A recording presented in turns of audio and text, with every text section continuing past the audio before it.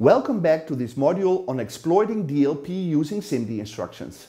In this lesson I will discuss different ways of supporting multiplication operations in SIMD instruction sets, since the result of a multiplication requires more bits than its input operands. Overflow, when we perform addition, overflow occurs, but we know how to deal with it. When we multiply two n-bit numbers, so adding an n-bit number to an n-bit number gives potentially an n plus 1 bit number, but using saturation arithmetic we know how to deal with it. When we multiply two n-bit numbers, the result is a 2n-bit number. So the result is larger than can be represented using the same data type. Again, the question is, how do we handle this? How do we deal with this? Several approaches have been proposed and several approaches have been implemented.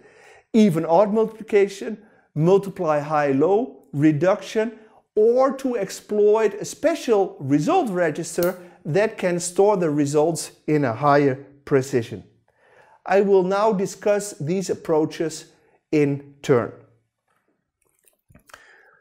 The Motorola Ultivec extension supports multiplying the even or the odd elements of the source register.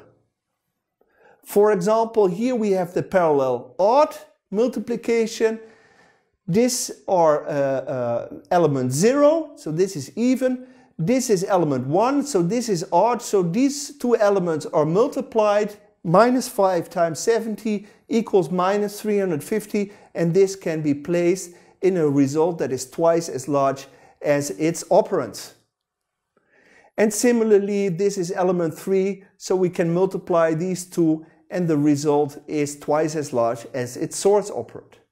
The problem with even and odd multiplication is that it may require extra so-called shuffling operations or permutation operations to order the results in the result registers. Intel, in its MMX and SSE extension, as well as other processor vendors, support selecting the low or higher order parts of the results. For example, here I illustrate parallel multiplication of signed bytes. Signed bytes lie in the range minus 128 up to 127. And the parallel multiply low byte indicates that the least significant byte of the 16-bit result is selected. So here we multiply, for example, A0 with B0. This gives us a 16-bit result, but this result stores only the least significant byte of the multiplication. Right? This is kind of clipping. This is very similar to clipping. Only the lower order, the lower order parts of the result is significant. Sometimes it's fixed point calculation. Sometimes the fixed point is in a higher byte, and then we select the higher byte.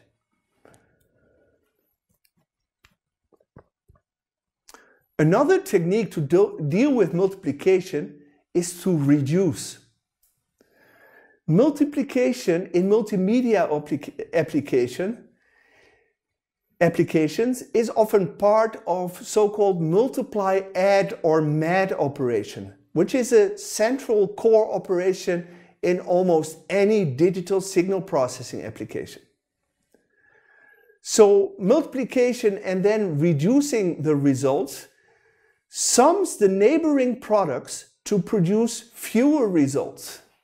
For example, here we multiply 0 with 10 and 70 with minus 5, but we don't need the products, we need the sum of all products.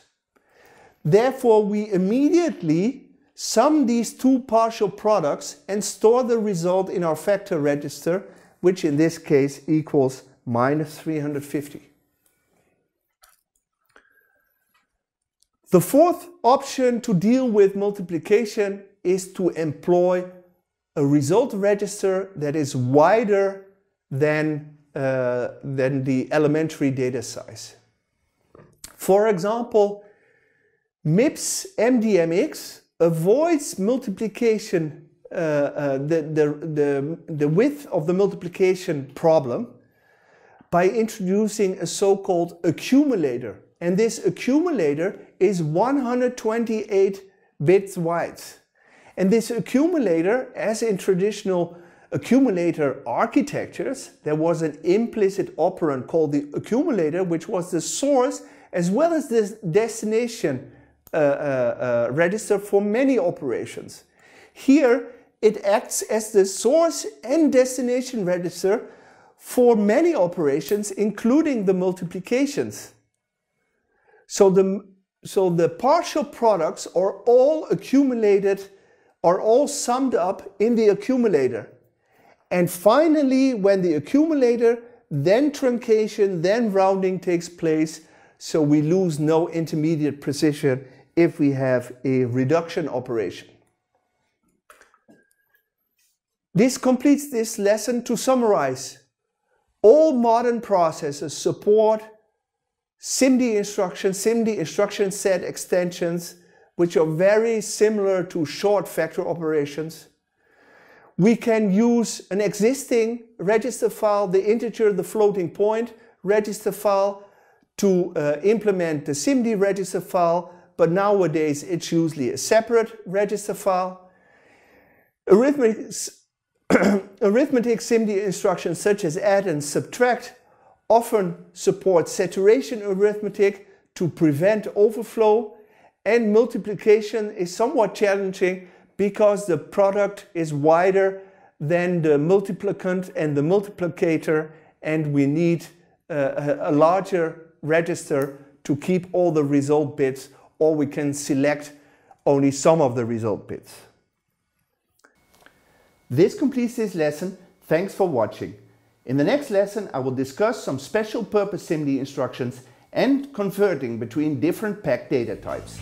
Stay tuned.